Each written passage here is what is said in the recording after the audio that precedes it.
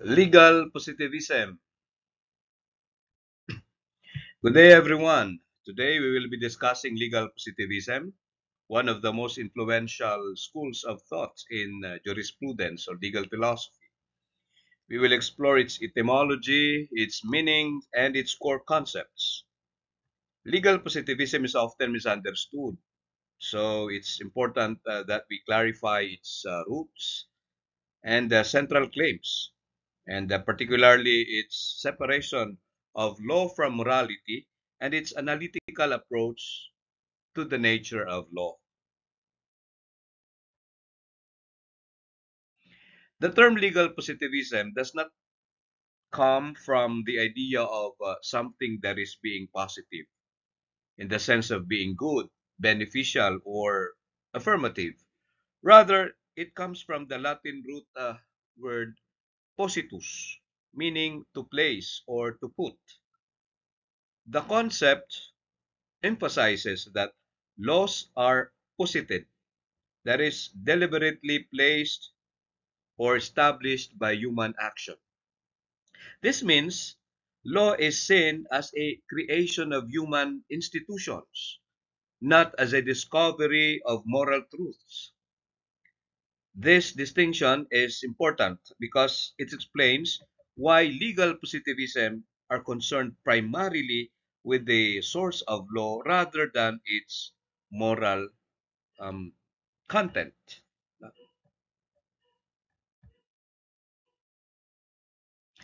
Legal positivism, in essence, teaches us that the authority of law does not come from whether it is morally right or wrong.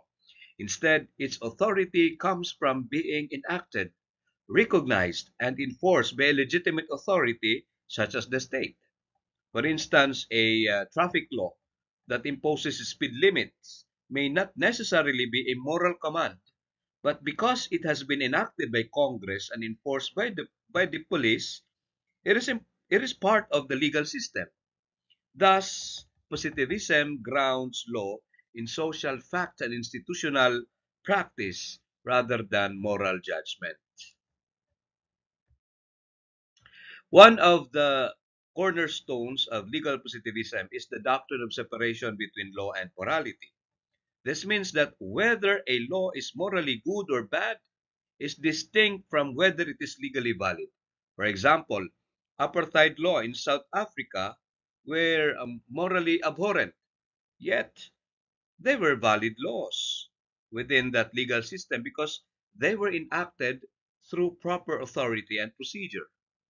As Leslie Green points out, the law's moral merit does not make it legally binding, and its moral flaws do not make it invalid.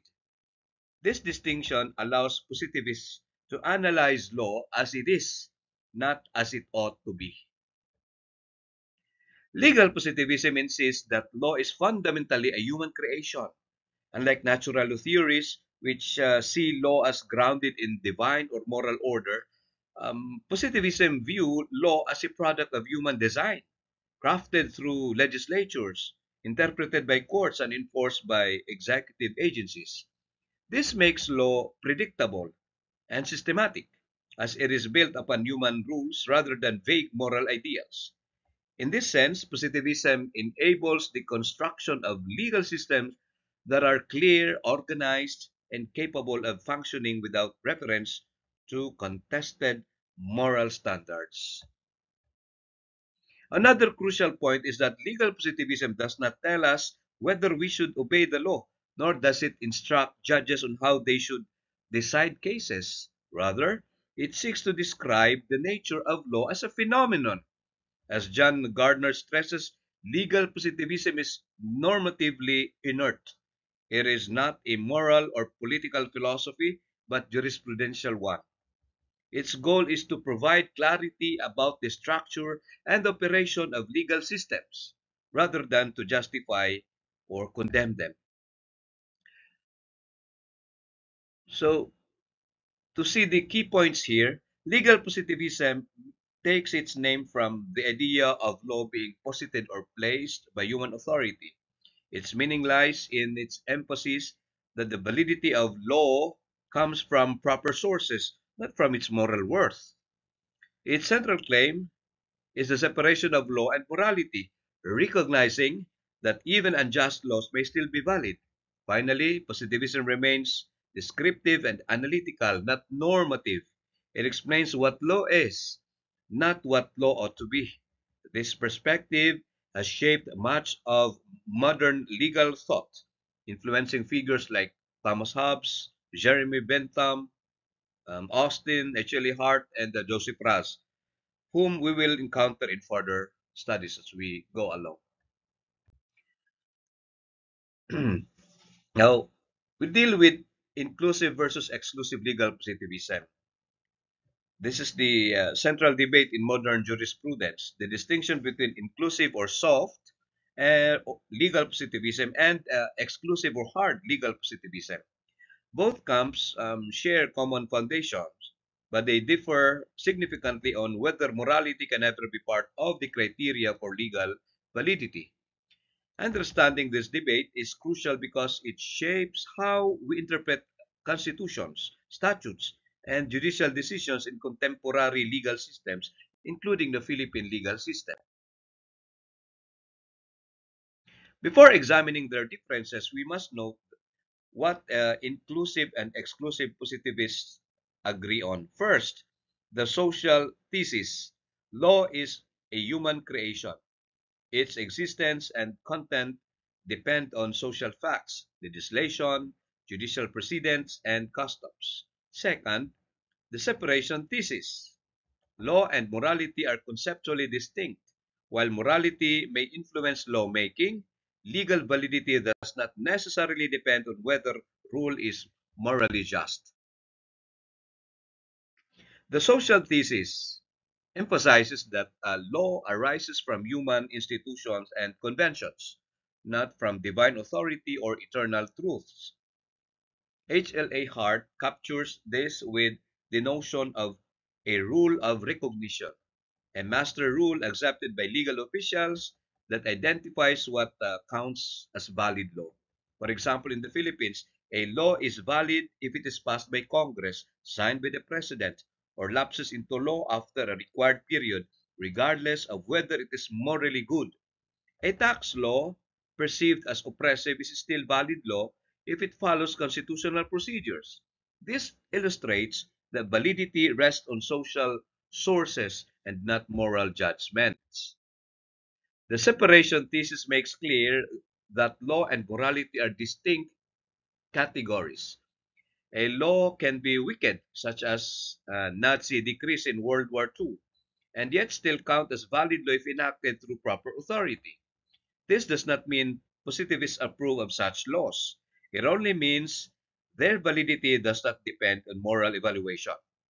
We can morally condemn unjust laws while still recognizing them legally binding within their system. In short, legal validity depends on sources, not on moral correctness. Inclusive or soft positivism, defended by scholars like Vil Valuk, argues that morality can become part of legal validity, but only if the legal system itself incorporates it. For example, a constitution may explicitly require respect for human dignity, justice, or fairness as criteria for valid law. This does not contradict positivism, since morality counts as law only if adopted by the rule of recognition. In the Philippine context, the 1987 Constitution enshrines rights and human dignity, making moral criteria part of our positive law. Exclusive or hard positivists such as Joseph Raz take a stricter view. For them, law must be identified without reference to morality. Allowing moral standards to determine validity blurs the line between law and ethics, undermining um, legal certainty. For exclusive positivists, courts may invoke morality in interpretation, but legal validity itself depends only on source-based criteria, statutes, precedents, or constitutional rules. This perspective emphasizes objectivity and predictability in law. So here we see the difference more clearly. Inclusive positivism allows moral criteria to become law, but only when the legal system formally incorporates them.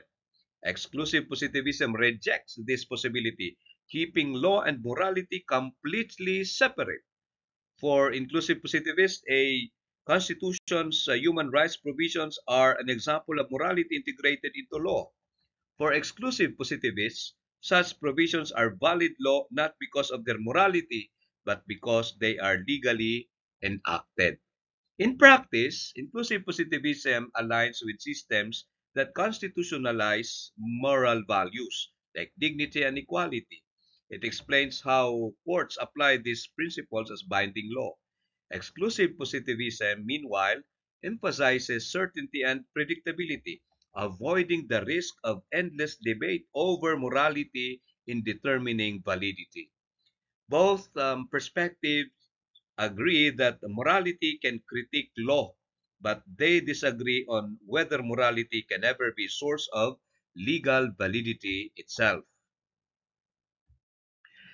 Now, to summarize these two um, points, both inclusive and exclusive positivists accept that law is socially constructed and separate from morality. Both inclusive positivism allows morality to become part of law if, if the system incorporates it, while exclusive positivism insists that validity must be determined without moral reference. This debate remains alive in constitutional democracies today, where human rights and the moral principles are increasingly integrated into positive law. Then we deal with inclusive legal positivism in detail, soft positivism.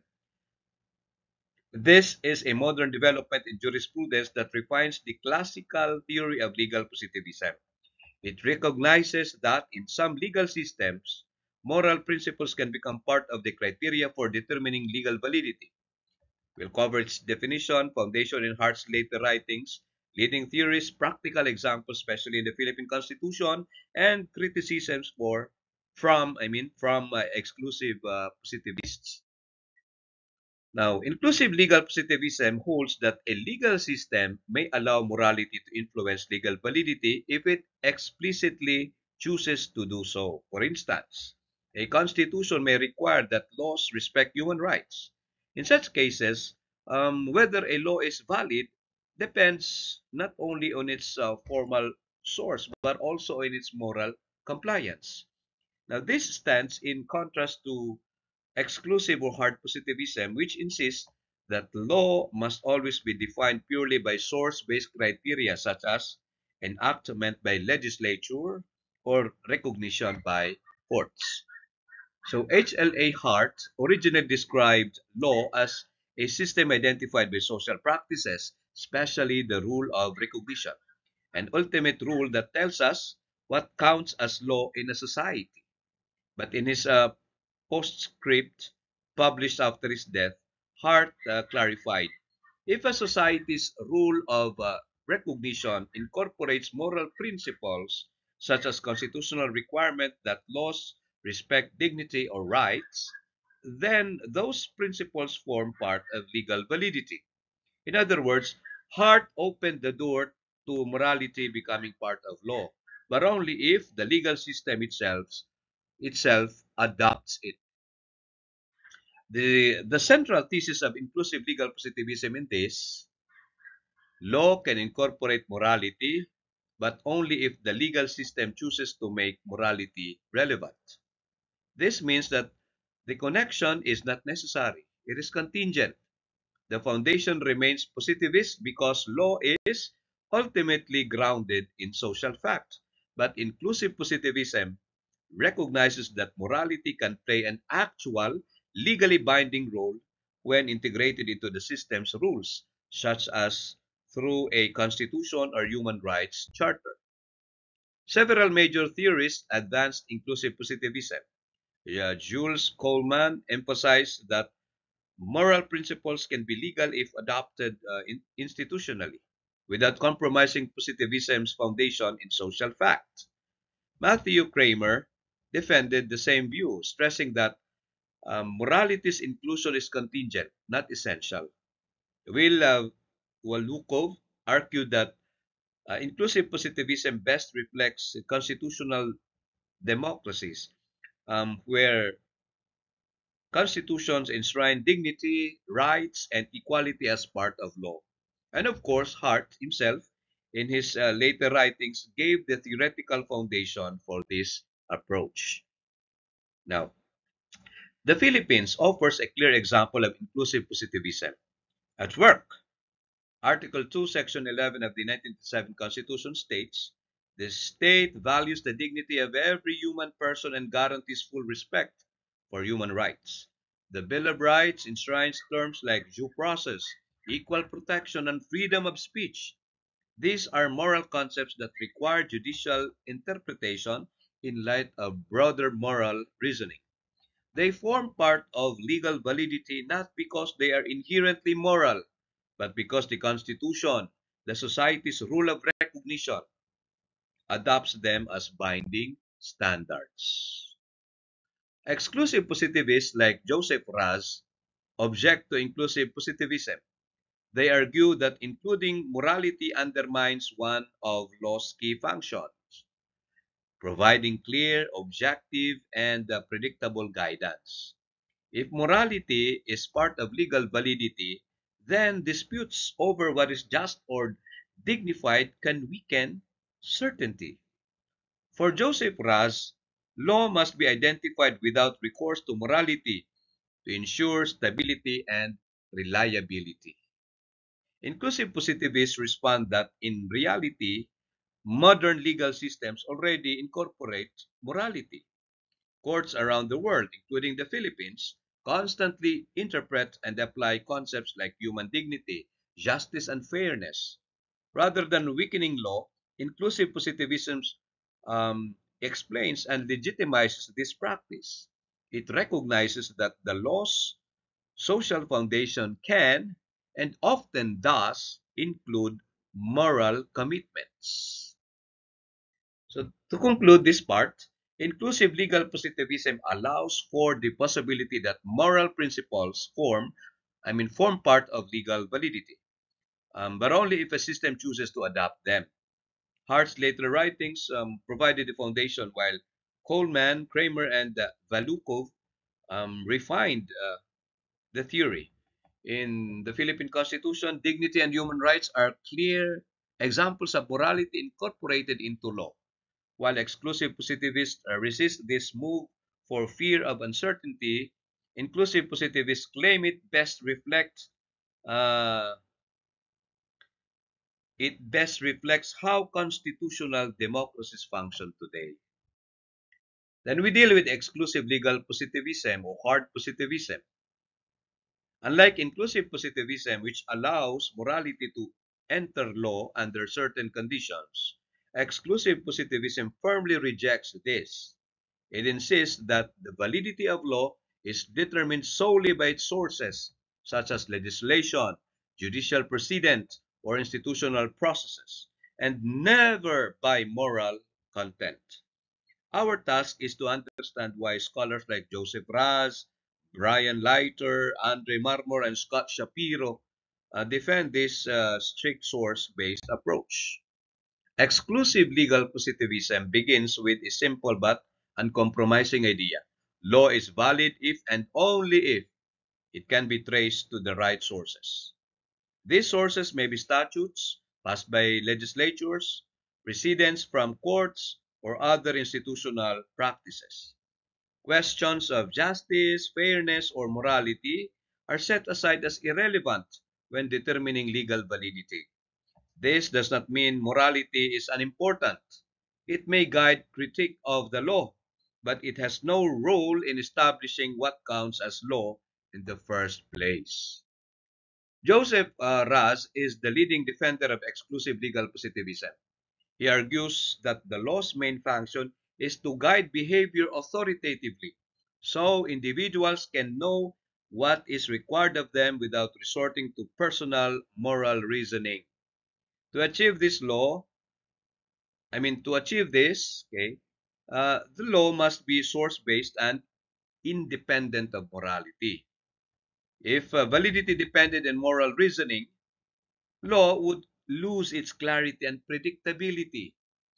Russ calls this the law's preemptive authority. It settles what must be done, precisely so individuals don't need to figure out for themselves through moral reflection. Other scholars reinforce Russ's view. Brian Leiter emphasizes that law should be studied as a social scientific phenomenon, free from as a um, social scientific phenomenon, must be free from moral entanglement. Andre Marmor warns that confusing morality with legal sources undermines conceptual clarity, blurring law and morality. Scott Shapiro, through his work Planning Theory of Law, treats legal systems as complex social paths and social plans. For Shapiro, these plans can only function if their criteria are socially accessible and morally neutral. Together, these scholars defend exclusive positivism as a source-based, analytically precise account of law. Critics often point to constitutional systems which use moral language such as dignity, equal protection, or due process. Exclusive positivists respond that these are not directly appeals to morality. Instead, they serve as institutional placeholders, terms whose content is filled in over time through judicial decisions and legal traditions. For example, in the Philippines, the Equal Protection Clause has meaning not because of abstract moral philosophy, but because of the body of jurisprudence that interprets it and applies it. In this way, exclusive positivism explains constitutional law as still source-based. Exclusive positivism faces serious criticism. Inclusive positivists argue it ignores how judges actually work, especially in constitutional democracies where moral reasoning is built into the process. Natural law theorists go further, claiming that it is incoherent to call deeply unjust rules, such as Nazi decrees or apartheid laws, valid law. Critics say in exclusive positivism is too rigid and fails to capture the realities of legal practice in modern democracies. Exclusive positivists respond that law must remain authoritative and predictable. If morality enters into validity, the law risks becoming subjective and unstable since people disagree about morality. For them, law's authority comes from its independence from contested moral standards. Morality can and should critique law, but it cannot determine validity. This preserves law's autonomy as a distinct and reliable system of guidance. Exclusive legal positivism gives us a strict source-based account of legal validity. Law's authority rests in its social sources, not in morality. Joseph Raz and others defend this position as necessary for law to guide society with clarity and stability. While inclusive positivists and natural law theorists criticize its rigidity, exclusive positivists maintain that excluding morality from validity is essential for law to remain authoritative, predictable, and conceptually distinct. And let's study Norbertus Bobbio's influential framework on the three distinct meanings of legal positivism. Bobbio identified methodological, theoretical, and ideological forms of positivism. Each sense emphasizes a different dimension of how we approach, analyze, and evaluate law. Understanding these distinctions helps us avoid confusion when using the term legal positivism, which is often employed in multiple overlapping ways. Bobbio's contribution is to clarify that legal positivism is not a single idea, but a family of approaches. The methodological version um, treats law as an object of scientific study. The theoretical version focuses on conceptual questions about law's nature and validity. Finally, the ideological version is a normative stance that law deserves obedience simply because it is law. These three must be distinguished to prevent misunderstandings and to appreciate the variety of debates within positive thoughts.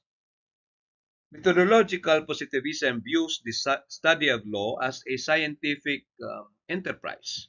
Here, the focus is on describing law as it is, not prescribing what it should be.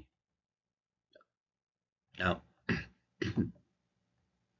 legal norms are treated as observable facts, much like a historian studies events or a political scientist examines institutions. Hans Kelsen's work, Pure Theory of Law, embodies this approach by stripping away moral, political, and sociological elements in order to analyze law in its pure form. Critics, however, point out that this detachment risks overlooking law's profound ethical and political consequences in the real world. Now, theoretical positivism addresses the core conceptual issues. What makes a rule legal, and how do we identify the structure of a legal system? Under this umbrella, we find imperativism associated with John Austin, which sees law as a sovereign command enforced by sanctions. Legalism emphasizes statutory supremacy, while systematic coherence imagines the legal orders as a consistent and complete whole. Some approaches like interpretive positivism downplay judicial creativity by treating legal interpretation as mechanical, while varied, of course, and these theories agree that law's validity stems from human institution and social sources, not from morality. Theoretical positivism is foundational for both inclusive and exclusive versions of positivism today. It sets the stage for debates with natural law by insisting that law and morality are conceptually distinct. Whether one takes a hard or soft approach, all theoretical positivists agree that legal validity is grounded in sources, statutes, precedents, official recognition, not in moral truth. This backbone of positivist thought continues to shape jurisprudence. Ideological positivism moves from description to prescription. It holds that laws deserve obedience simply because they are laws, a position sometimes called ethical legalism. This civic attitude emphasizes loyalty to legal order as a virtue. Bobbio, however, was cautious. He warned that this mindset can legitimize unjust legal regimes or discourage necessary dissent. For example, under authoritarian rule, blind obedience to oppressive statutes could prevent resistance to injustice. Thus, while ideological positivism can promote order, it also risks moral complacency. Critics of ideological positivism argue that it fosters obedience without moral reflection. In contexts like Nazi Germany or apartheid South Africa, such an attitude might discourage individuals from challenging oppression. Natural law theorists insist that unjust laws cannot be true laws at all, and modern democratic theories um, stress the need to balance respect for legal order with commitment to justice. Hence, ideological positivism is often seen as the most dangerous and controversial of Bobbio's three meanings. So this comparative table here helps us to distinguish the three meanings. Methodological positivism emphasizes scientific neutrality, but risks ignoring law's ethical dimensions. Theoretical positivism focuses on law's conceptual structure, but sometimes overstates its detachment from morality. Ideological positivism stresses obedience, but risks legitimizing injustice. Keeping these distinctions clear helps us avoid conflating descriptive, conceptual, and normative uses of legal positivism. Norberto Bobbio's framework provides us with clarity. Legal positivism is not one idea but three: a methodological stance, a theoretical position, and an ideological attitude. By distinguishing them, Bobbio helped legal scholars avoid confusion and engage in sharper debates. His analysis reminds us that law can be studied scientifically, explained conceptually, and obeyed normatively, but we must always be aware of the different implications of each perspective. Now let's examine the relationship between legal positivism and legal realism. Positivism is often wrongly equated with rigid formalism, while realism is sometimes caricatured as law without rules. In reality, the relationship between these schools is more complex. We'll see that while realists critiqued the formalist image of positivism, they shared some of its most fundamental commitments, particularly the rejection of natural law. Legal positivism holds that law is a matter of social fact, determined by its sources, legislation, precedent, and accepted institutional practices. Its hallmark is the separation of law and morality.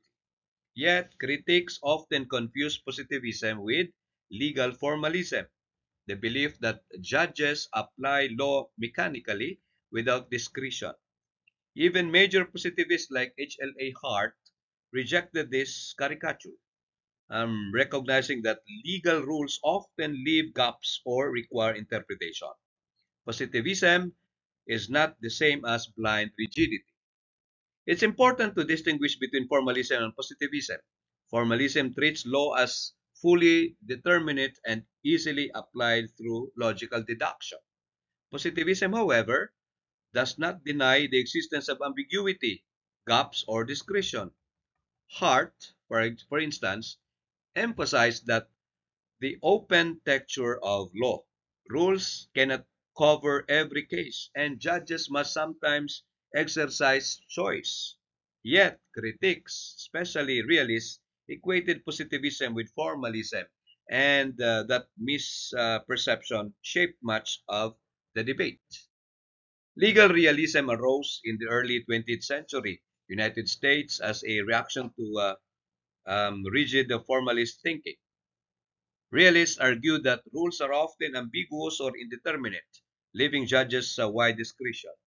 In practice, judicial decisions reflect not just statutes and precedents, but also policy concerns, prevailing social values, and pragmatic outcomes. This focus on law in action, as opposed to law on the books, marked a profound shift in the study of law. Realists criticized that they thought positivism stood for an image of law as rigid, technical, and detached from social realities. They argued that this vision ignored how judges actually decide cases, particularly in difficult or novel disputes. Instead of simply applying statutes, judges often adopt rules to fit facts, policies, and social consequences. To the realists, focusing exclusively on rules missed the living reality of how courts function. Despite their critics, most realists did not abandon positivism altogether. As Brian Leiter has argued, American legal realists were actually touchy positivists. They rejected natural law as a basis for legal validity and accepted that law comes from authoritative social sources. Their main challenge was to the application of law, how judges actually use or fail to use rules, not to the fundamental positivist claim about laws grounding in social facts. Legal positivism and legal realism overlap in rejecting natural law theories. Both see law as grounded in social facts, not morality. Their difference lies in emphasis. Positivists ask what counts as valid law, while realists examine how law is actually applied in courts. Positivists analyze structure, realists study behavior. Together, they highlight two dimensions of legal practice: law's sources and its operation. Now, in the Philippine context, positivism tells us that a statute passed by Congress and signed by the President is valid law, regardless of moral merit. Realism, however, reminds us that in applying provisions such as due process or equal protection, the Supreme Court often considers broader policies, social justice, and social needs. This demonstrates the tension between law's formal validity and its practical application in real cases. So, legal positivism should not be confused with rigid formalism. Realists challenge the mechanical image of law, showing that judges often use policy and social considerations in deciding cases. Yet, most realists remain untouched positivists, accepting law's grounding in social sources and the separation of law and morality. In the end, positivism explains what law is, while realism explains how law works. Now let's explore the intellectual roots and methodological foundation of legal positivism. We'll trace its heritage from classical empiricism through the analytical methods of Hart and others up to the emerging field of experimental jurisprudence. Along the way, we'll see how positivism's commitment to empiricism, conceptual analysis, and source-based authority shaped its unique perspective on law. Legal positivism's roots lies in the empiricist tradition. Thinkers like Thomas Hobbes, Jean Locke, Berkeley, David Hume, Comte um, emphasized that all genuine knowledge comes from observation and experience. David Hume, in particular, dismissed metaphysical speculation as meaningless. Knowledge must be verifiable. This worldview profoundly shaped legal positivism.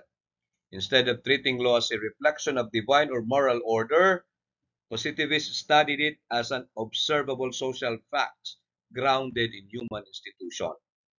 Their transition from metaphysics to empirical analysis was central to the rise of legal positivism. Instead of speculating about law's divine or moral essence, positivists analyzed law as a fact of social life. Just as political scientists study governments or historians analyze events, legal positivists examine law empirically. Now, Peter Curzon highlighted this shift, noting that positivism emphasizes systematic and analytical study of law, grounded in observable realities. Classical legal positivism relied heavily on conceptual analysis, the careful clarification of legal ideas. HLA Hart used this method to explain the rule of recognition, secondary rules, and the separation of law and morality. Conceptual analysis does not test laws in a laboratory. Instead, it clarifies the structure and meaning of legal concepts. As John Gardner observed, positivist philosophy of law aims to explain and clarify legal terms, not to morally evaluate them.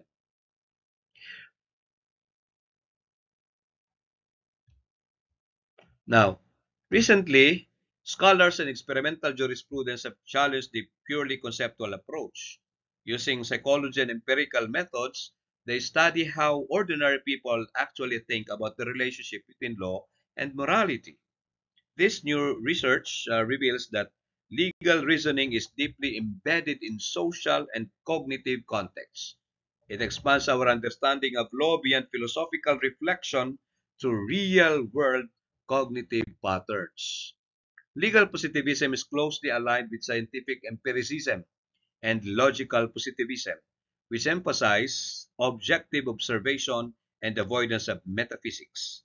In practice, this means describing how laws are made, interpreted, and enforced, then identifying patterns through inductive reasoning.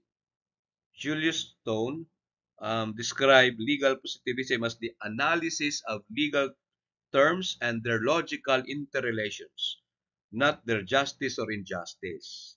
Thus, positivism deliberately refrains from moral evaluation, focusing instead on conceptual and structural clarity. At the heart of legal positivism lies the source-based theory of legal validity. A rule is law not because it is moral, but because it comes from an accepted source, such as legislation, precedent, or constitutional authority. Curzon has summarized this by saying law's validity depends on pedigree, not merit. This mirrors logical positivism in philosophy, where Rodolph Carnap uh, argued that only empirical or logical verifiable claims have meaning. Similarly, in law, positivism insists that validity be grounded in observable criteria, not moral ideals. Summarize this section. Legal positivism's methodology is rooted in empiricism, focusing on observation over metaphysics.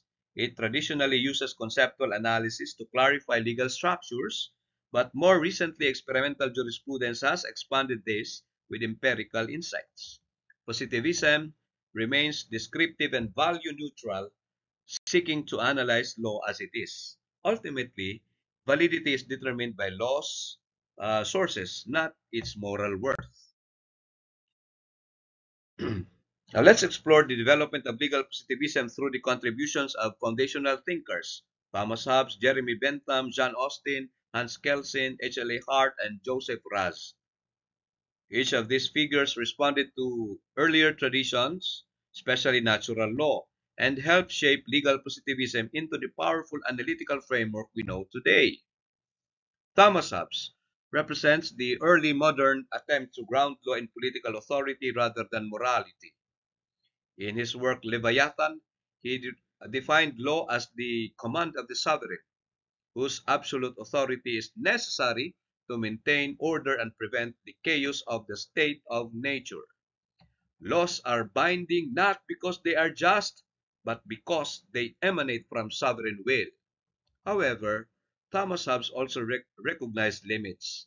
When survival is threatened, subjects may resist.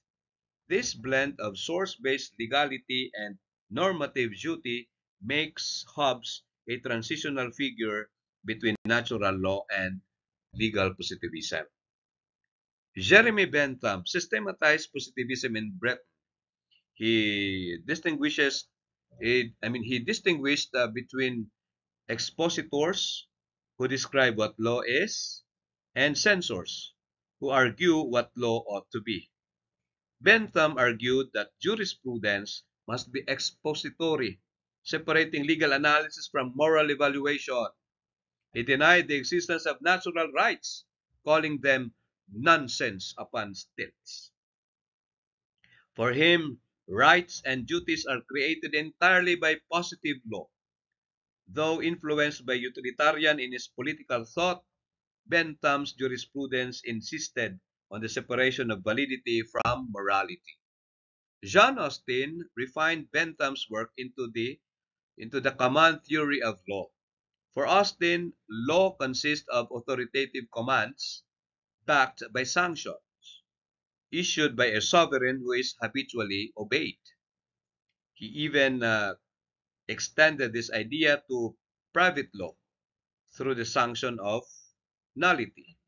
However, critics note that Austin theory struggles with constitutional limits on sovereign authority, with laws that enable rather than command, and with international law. Despite these limits, his sharp insistence on separating validity from morality remains a hallmark of classical positivism. Hans Kelsen revolutionized positivism with his work Pure Theory of Law. Inspired by Kantian philosophy, Kelsen sought a normatively autonomous legal science, free from politics or morality. He distinguished between facts and norms, arguing that validity is formal, not empirical. His concept of the grand norm, a presupposed basic norm like the Constitution ought to be obeyed, anchors on the hierarchy of legal rules.